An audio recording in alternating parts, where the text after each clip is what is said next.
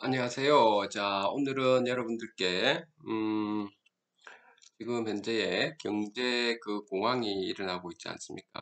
코로나 사태로 인해서, 거기에 따른 여러 가지 이제, 경제 용어, 그리고 그 경제 용어를 바탕으로 해서 그 과거와 현재, 그리고 미래가 어떤 식으로, 엮어져서 나아갈 방향이, 예, 음, 방향을 잘 잡는 이러한 항해사의 어떤 배움의 자세를 가질 수 있는 그런 기초 과정을 한번 마련해 볼까 하는 겁니다. 먼저 여러분들 그 양적 완화라는 말을 많이 쓰고 있습니다. 그렇죠? 이러한 그 양적 완화라고 하는 것은 또 국가에서 경제 상황이 너무 좋지 않다 보니까 각종 그 회사에 있는 회사채라든지 회사채가 적어도 1년 이상 되어 있는 이런 회사채를 말하는 겁니다. 회사채라든지 그 외에 각종 자산이 있죠. 자산도 투자 관점에서 본다는 겁니다. 각종 자산을 갖다가 국가에서 매수를 하는 거죠.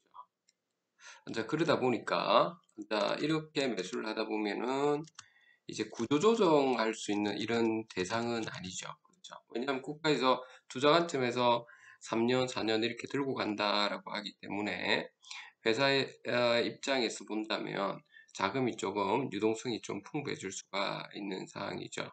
그래서 회사에서도 거기에 따른 적절한 그 대응을 할 수도 있는 상황이고, 그리고 미래에 대한 투자를 할 수 있는 부분도 있을 겁니다. 그러니까 구조조정 대상이 아니다라고 하는 부분에서 우리가 그런 한 가지 단점도 있을 수가 있죠. 이러한 구조조정의 대상이 아니다 보면 실제 회사가 공급이 이렇게 과잉이 되었다라고 했을 때, 그러면 공급 과잉으로 해서 이제 매출 채권을 줄여야 되고 또는 재고 자산을 줄여서 국가 차원에서 보면은 어, 이 자산의 이러한 그 회사에 있는 버블을 갖다가 구조조정을 하고 좀 더 좋은 회사들에 대해서는 성장할 수 있는 이러한 여건을 선택과 집중을 할 수 있는 부분에서 오히려 문제점이 발생할 수 있죠. 그 선택과 집중이 안 되다 보니 그래서 공급 과잉으로 인한 디플레이션이 일어날 가능성이 지금 높다라고 하는 사실을 우리가 좀 알 필요가 있다라고 봅니다. 두 번째로는 자 여신이라고 하는 부분이 있죠. 여신이라고 하는 부분은 국가에서 이제 기업 보험이라든지 1년 미만입니다. 그렇죠? 아니면 각종 자산을 어, 빌려주는 것 단기적으로 채권 채무 관계에 있는 거죠. 빌려주는 거죠.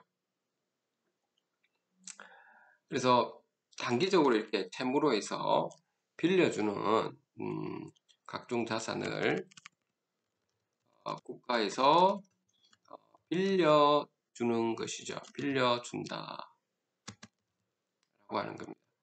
그렇기 때문에 단기적으로 빌려주기 때문에 이제 채무자 입장에서는 몇 개월 뒤에 경제가 이렇게 살아나지 않는다든지 이렇게 될 때 또 다른 자금 압박을 받기 때문에 그에 따른 신용평가라든지 이런 계속해서 어, 이렇게 엄을 이렇게 돌릴 수가 없는 상황이 벌어질 수 있죠.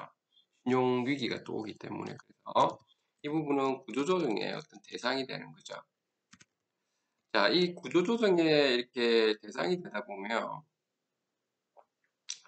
어떤 문제가 발생하느냐면 결국에는 좋은 회사들과 선택과 집중, 다시 말해서 좋은 회사들과 나쁜 회사, 좀 더 이렇게 경쟁력에서 떨어지는 회사들이 있게 되고, 그러므로 해서 우리가 M&A가 이제 주로 많이 일어날 가능성이 좀 높다는 거죠. 그렇게 되다 보면 이제 공급 과잉보다는 이제는 그 좋은 회사들이 이제 경쟁력도 상당히 높아져서 적절하게 이렇게 수요에 대해서 예측을 해서 공급단에 어떤 물건을 만들어내고 하다 보니까 이제 인플레이션이 일어날 가능성이 높아지게 되는 거죠. 우리가 좀 여기에서 우리가 하나 더 좀 살펴봐야 될 부분인데요. 그 자본주의에서는 보면은 우리는 초기 자본주의와 후기 자본주의 그리고 신자유주의로 이렇게 현재까지 이렇게 발전해 오고 있었던 거죠. 이게 발전이다라고 하기보다 그 어떤 시대마다 적응을 해봤다라고 제가 이렇게 말씀을 좀 드릴까 합니다.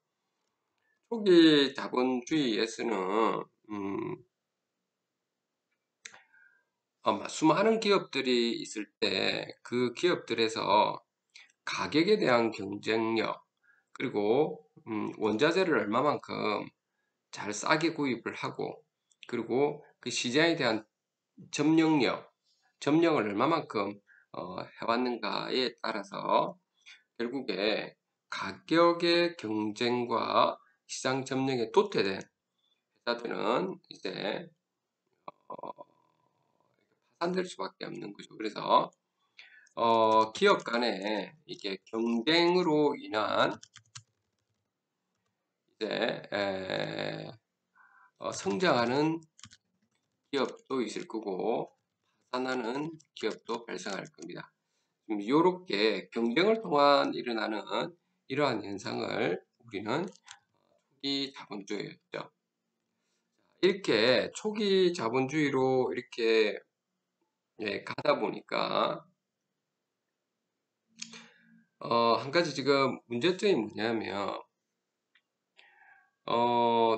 그러니까 성장하는 기업은 계속해서 성장하고 파산하는 기업은 파산하다 보니까 성장하는 기업에서 수많은 이렇게 자기들의 자산을 이게 버블화시키는 이러한 부분이 지금 발생을 좀 했었죠.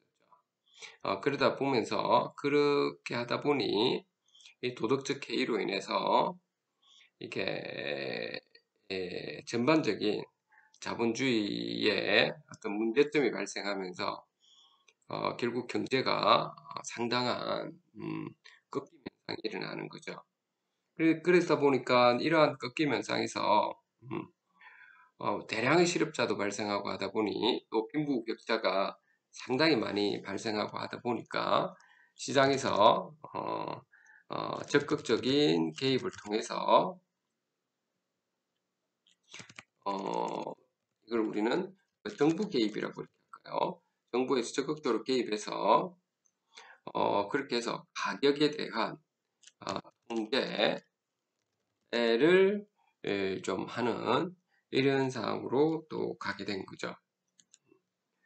자, 근데 이제 초창기에는 이렇게 함부로 해가지고 이 경제 침체에 대한 어떤 방어, 유지 이 능력은 길러냈다는 겁니다. 근데 이제 이러다 보니 새로운 혁신 기술에 대한 이 발빠른 혁신 기술에 대해서 우리가 어떻게 따라잡을 수도 없고 게다가 과도한 개입으로 인해 가지고 오히려 불안과 경기 침체를 이렇게 가져왔다는 거죠. 그래서 이제 신자유주의에서는 이제 규제를 갖다가 없애면서 줄이면서 이렇게 규제를 줄이면서 구조조정과 M&A를 적극적으로 해봤던 거죠. 자, 그러면서 있죠. 시장 특성과 빈부의 어떤 격차는 물론 하지만은 전체적으로는 경제가 성장하고 발전하는 계기를 마련했다는 거죠. 또 하나는 뭐냐면 노동자보다는 자본가가 훨씬 앉아 돈을 버는 이런 상황이 벌어진 거죠. 지금 현재 왜 이런 말씀을 제가 드리고자 하느냐면 이제 이런 상황까지 갔는데 신자유주의를 지금 현재 외치는 분들은 이제 보수파라고 소위 말하는 분들이 이렇게 신자유주의를 외치고 있는 상황이죠. 그런데 반해서 이제 후기 자본주의를 이렇게 말하고자 하는 분들은 이제 진보 진영, 진보파라고 이렇게 이야기를 하고 있습니다. 그런데 무엇이 맞다 안 맞다라고 하는 것이 아니고 어떤 어떤 환경 상황에 따라서 어떻게 적응해서 적절하게 거기에 맞는 대처법을 만들어내느냐라고 하는 것이 중요한 것 같죠. 지금 같은 경우는 코로나19 사태로 인한 경우는 후기 자본주의에 들어간다고 할 수 있죠. 그러니까 조금 더 안정화되면 신자유주의로 이렇게 올라가야 될 부분도 있을 겁니다. 이제 우리가 네 번째로는 좀 살펴봐야 될 부분이 이게 잠재적인 GDP를 한번 보도록 하죠. 잠재 GDP라는 것은 물가를 고정시켰다라고 가정하에서 노동과 자본만으로 최대 생산 능력을 살펴보는 거죠.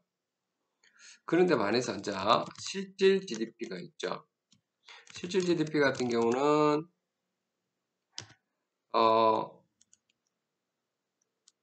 우리가 최종 생산물의 어떤 가치를 이야기를 하게 되는 거죠.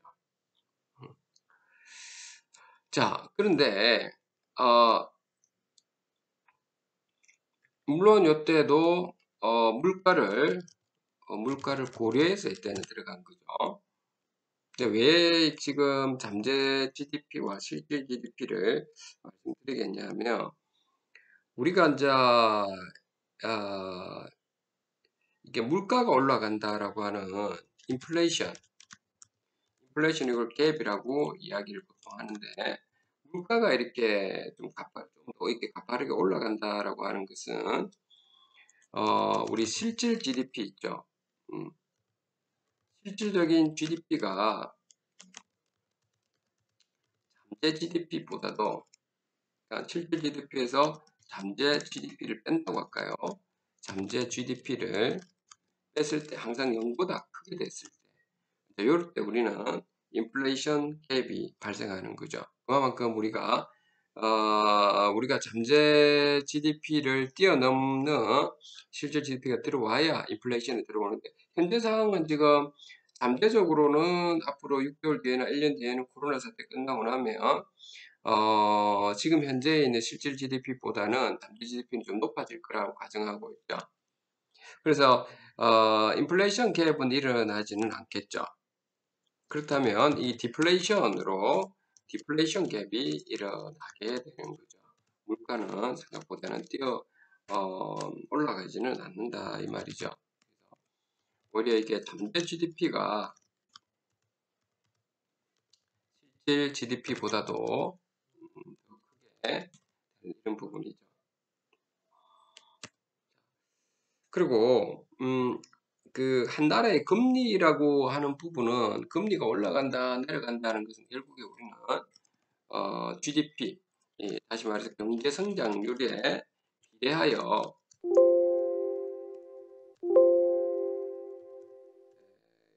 우리가 금리가 올라가게 되는 거죠. 금리도 동반한다는 거죠.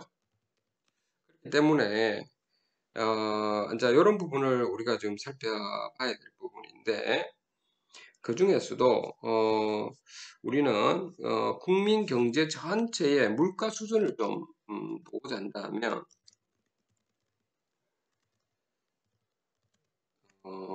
이때는 우리가 GDP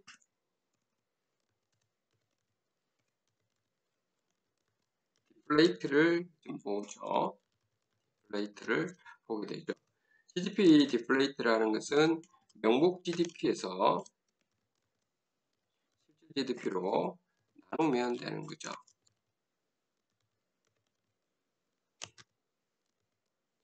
그 명목 GDP라고 하는 거는 물가를 고려하지 않은 거지 않습니까? 그래서 국가 경제의 규모나 어떤 구조를 하는데 도움이 되죠.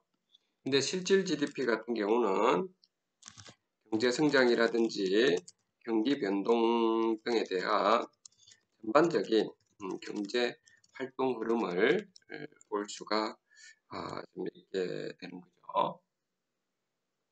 그래서 결국에는 우리는 뭐 GDP 디플레이트가 만약에 1이다라고 하면 명목하고 있고 실질이 똑같은 상황인데, 만약에 1보다 크다라고 한다면 명목 GDP가 실질 GDP보다도 훨씬 더 크게 되는 거죠. 그리고 1보다 좀 작게 되면 우리 실질 GDP가 훨씬 더 크게 되어서 우리가 상당히 좋은 형태를 가지고 있는 거죠. 그래서 GDP 디플레이트가 1보다 작을 때 우리가 경제가 이제 활발하게 일어나고 있다라고 우리는 이야기를 할 수 있는 거죠. 다음으로는 GDP 성장률에서 우리는 좀 봐야 될 것이 이 성장률에서 우리는 경기비 대비 성장률이라고 한다면 그러니까 1분기, 2분기, 3분기 이렇게 이야기하는 거죠. 이는 경제 상황의 어떤 추세를 반영하는 거죠. 그런데 반해서 전년 동기비 대비 이렇게 동기비 대비 성장률을 보고 쟀을 때는 계절성이 반영을 하게 되는 거죠. 지금 현재는 우리가 보면 전년 동기비 대비로 성장률을 보는 것이 아니고 전기비 대비 성장률을 좀 봐야 되죠. 코로나 사태 같은 경우는 아주 특이한 상황이기 때문에 이러한 경우는 우리는 경제 상황의 추세를 반영하는 형태가 되는 거죠. 근데 이제 GDP 그 어떤 성장률 수치만 보았을 때의 어떤 단점이 있죠. 이거는 급속한 기술 변화를 반영하지 못한다는 사실, 그리고 유형의 인적 자본에 대한 반영도 못한다라고 하는 거죠. 그리고 자연 환경도 파괴시키는 이런 부분도 있게 되죠. 보통 우리가 최종 생산물이라고 하는데, 우리가 요거는 이렇게 우리가 나타내면 되죠. 재화와 서비스 있지 않습니까? 재화와 서비스인데, 이 최종 생산물이라는 것은 재화와 서비스에서 1년의 재화와 서비스에서 양이 있죠. 얼마만큼을 만들어냈느냐, 양적인 측면과 그리고 가격적인 측면을 둘 다 고려한 거. 그래, 양과 가격을 다 곱해준 것을 우리는 최종 생산물이라고 이렇게 할 수 있는 거죠. 그리고 어떤 사회 현상이라든지 이런 걸 바라볼 때 어떤 원인에서부터 어떤 원인을 잘 관찰해서 결과를 도출해내는 것은 어, 도출하는 것은 어, 쉬울 수가 있죠. 쉬울 수 있습니다. 그렇죠? 그런데 반해서 결과에서부터 어떤 결과가 나타난다는 겁니다. 그런데 이 원인을 도출하려고 하는 경우는 쉽지는 않다는 거죠. 왜냐하면 원인이 있죠. 여러 가지가 될 수가 있다라고 하는 거죠. 그렇기 때문에 결과에서부터 원인을 도출하려고 하는 건 쉽진 않은 거죠. 그래서 우리는 결과에서 원인을 도출하려고 하는 이런 부분을 좀 보려고 한 분이 이제 베이즈죠. 베이즈의 정리라고 하는 거죠. 그 베이즈의 수학자가 어떤 결과가 일어나는데 거기서부터 원인을 따져 들어가는 거죠. 그렇게 해서 어떤 것을 좀 찾아내려고 했다라고 하는 것도 있죠, 여러분들. 그 다음에 우리가 말하는 이렇게 정보라고 한다라고 하는 정보란 과연 무엇인가라고 하는 것도 한번 좀 살펴봐야 될 것 같은데, 예를 들면은 1부터 해서 1, 2, 3, 4 이렇게 쭉 들어간다고 했을 때 이렇게 해서 9, 10까지 이렇게 있을 거 아닙니까? 그렇죠? 그러니까 여기에서 우리가 어떤 특정한 나중에 3이라는 결과를 이렇게 도출해낸다고 하죠. 근데 이제 3을 이제 도출해낼 수 있는데 이 경우의 수는 몇 가지인가요? 경우의 수는 우리는 10가지 중에서 이렇게 일어나죠. 그럼 이 10가지에 해당하는 이 부분을 우리는 전부 다 이렇게 하는 거죠. 정보가 10이다 이렇게 하는 거죠. 만약에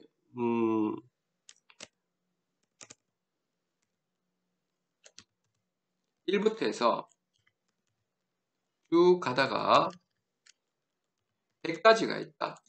그러면 이 경우에는 경우의 수가 100가지가 일어나죠. 정보가 그렇다는 거죠. 여기에서 3을 끄집어내는 되는 거하고 좀 다른 거죠. 결국에 더 큰 정보량이 있다 라고 하면 정보량이 있다면 그만큼 불확실성은 커진다라는 사실을 우리가 알 수 있는 거죠.